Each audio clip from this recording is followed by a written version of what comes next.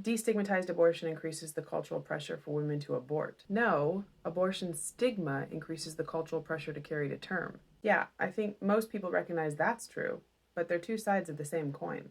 What do you mean? I mean, women conceive in tough situations all the time. Right, exactly. But you get that even then. Many women want to carry and birth and love their children, right? Right, I'm not saying everyone should get abortions.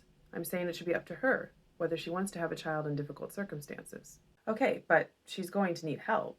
Okay. Ideally, she'd have practical support from her family, community, society at large to carry a pregnancy and go through childbirth and take care of a baby. Yeah, of course. But if abortion is morally neutral, if it's just removing a clump of cells that is not yet a child, right?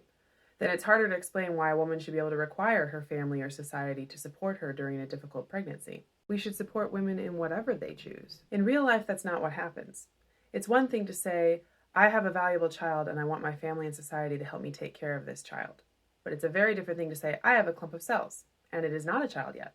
And I could remove that clump of cells and that would be a totally okay thing to do. But instead, I'm going to let those cells become a child that will be born in very difficult circumstances, and I want society to help me take care of that child. I'm not following you. We can especially see this in the event of prenatally detectable disabilities. Instead of offering her and her baby support, we, especially the medical community, are more likely to offer her abortion. Repeatedly. If she doesn't feel ready to parent a child with disabilities, that is okay. I'm not talking about women who don't feel ready. I'm talking about women who aren't sure.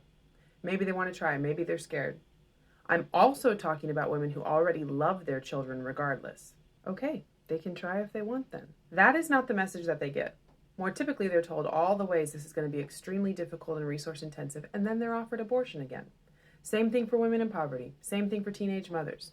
If abortion is morally neutral, if it's just preventing a life rather than ending a life, then they are encouraged to make the responsible choice. They shouldn't bring children into difficult circumstances. They shouldn't demand society pour resources into socially and medically complicated children when they could have avoided the problematic circumstances via abortion. Destigmatized abortion just means women are free to make the best decision for themselves. No,